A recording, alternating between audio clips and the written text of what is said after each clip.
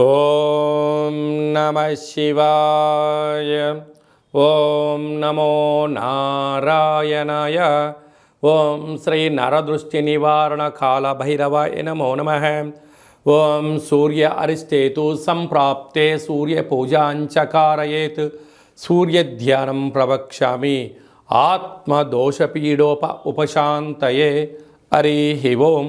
మా ఛానల్కి స్వాగతం. చూస్తున్న వీక్షకులకు ప్రేక్షకులకు ప్రియ కాళభైరవ భగవద్బంధులకి స్వాగతం పలుకుతూ మమ్మల్ని ఎంతగానో ఆదరిస్తూ ఉండబడినటువంటి ప్రియ సోదర సోదరీమణులు అందరికీ కూడా స్వాగతం పలుకుతూ, అలాగనే 15/3/2024 నుండి 13/4/2024 వరకు రవి భగవానుడు మీనరాశిలో సంచారం చేసినప్పుడు అందరికీ ఆయురారోగ్యాలను, ఆత్మస్థైర్యాన్ని, మనోధైర్యాన్ని ప్రసాదించాలని మనసారా కోరుకుంటూ అందరినీ చల్లగా ఆశీర్వదించమని ప్రార్థన చేద్దాం.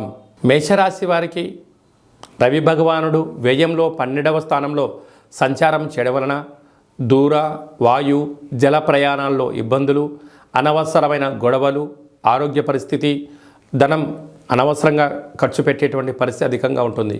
ఇలాంటి కాల సమయంలో వీలైనంత వరకు సూర్యారాధన, మనశ్శాంతి కోసము గోధుమలతో కూడుకున్న ఆహారాన్ని భుజించడము, వీలైనంత వరకు బ్రాహ్మణులకు కానీ, గోమాతలకు కానీ, జలరాశులకు కానీ గోధుమలను మీరు దానంగా చేసినట్లయితే మీరు అనుకుంటున్న అన్ని పనులలో విజయం సాధిస్తూ ధనం ఖర్చు కాకుండా స్థిరచరాశులు సంపాదించే పరిస్థితి అధికంగా ఉంటుందని చెప్పి గమనించాలి.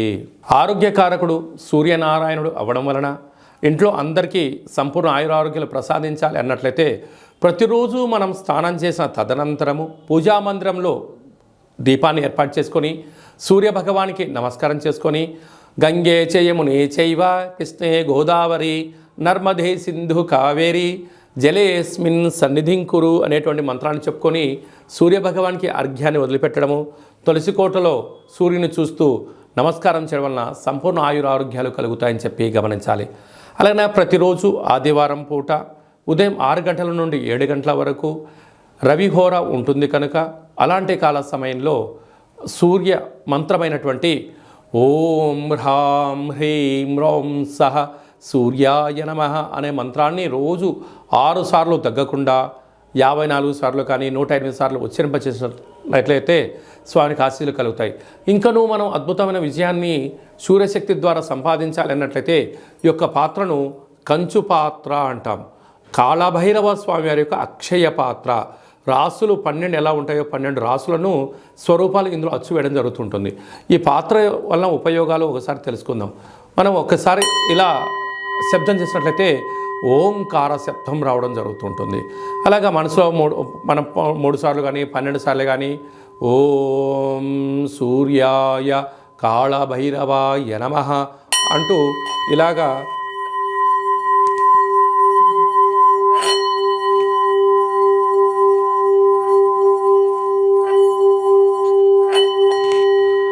ఈ యొక్క శబ్దాలను సృష్టించడం వలన మానవుని శరీరంలో ఉండబడిన చక్రాలు వికసింపచేయడం, మనకు ఉండబడినటువంటి అష్ట కష్టాలు తొలగిపోయి అష్టైశ్వర్యాలు కలుగుతాయి. అలాగా సూర్యభగవానుడి యొక్క ఆశీస్సులు, కాళభైరవ యొక్క ఆశీస్సులు కలుగుతాయని చెప్పి గమనించాలి. కనుక మన యొక్క దేవాలయంలో నిత్యము సూర్యారాధన, సూర్య నమస్కారాలు, సూర్యుడికి సంబంధించినటువంటి పూజా కార్యక్రమాలు జరుగుతూ ఉంటాయి. ఈ యొక్క పాత్ర, ఒక పిరమిడు, డాలరు, కంకణము, కాళభైరవ హోమాన్ని చేయించి సూర్య నమస్కారాలు చేయించి మీకు ప్రసాదం పంపించడం జరుగుతుంది. ఆసక్తి గలవారు ఈ కింది నెంబర్ సంప్రదించవచ్చు. మీ వ్యక్తిగత జాతకం తెలుసుకోవాలనుకుంటున్నారా?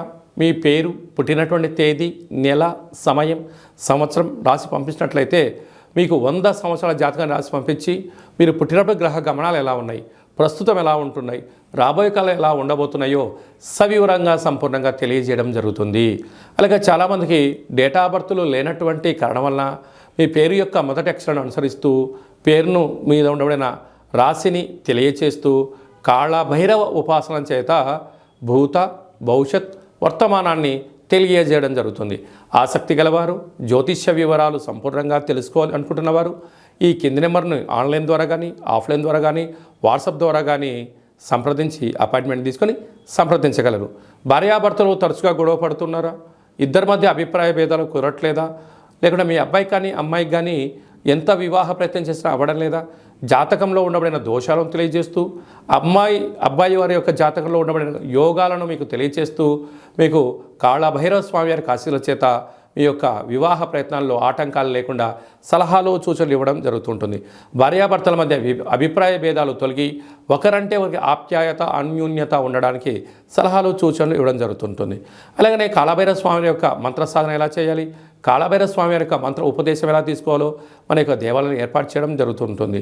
అలాగా వాస్తు జ్యోతిష్యం నేర్చుకోవాలి అనుకుంటున్న వారికి మన దేవాలయంలో నేర్పించడం జరుగుతుంది. కనుక అందరికీ కాళభైరవ స్వామికి ఆశీస్సులు మరియు సూర్య భగవాని యొక్క ఆశీస్సులు ఉండాలని కోరుకుంటూ ఆశీర్వచనం. ఓం శతమానం భవతి శతాయు పురుష సతేంద్రియ ఆయుష్యేవేంద్రియే ప్రతిష్టతి ధనం ధాన్యం బహుపుత్రలాభం శత సంవత్సరం దీర్ఘమాయు సర్వం సూర్యనారాయణార్పణమస్తు. ఈ వీడియో మీకు నచ్చినట్టయితే లైక్ చేయండి, షేర్ చేయండి. అందరికన్నా ముందుగా మీరు ఆధ్యాత్మిక వీడియోలు మీ వ్యక్తిగత జాతకం తెలుసుకోవాలి అనుకుంటున్నట్టయితే ఈ కింది నెంబర్ని సంప్రదించి స్వామి ఆశీస్సులు పొందగలరు.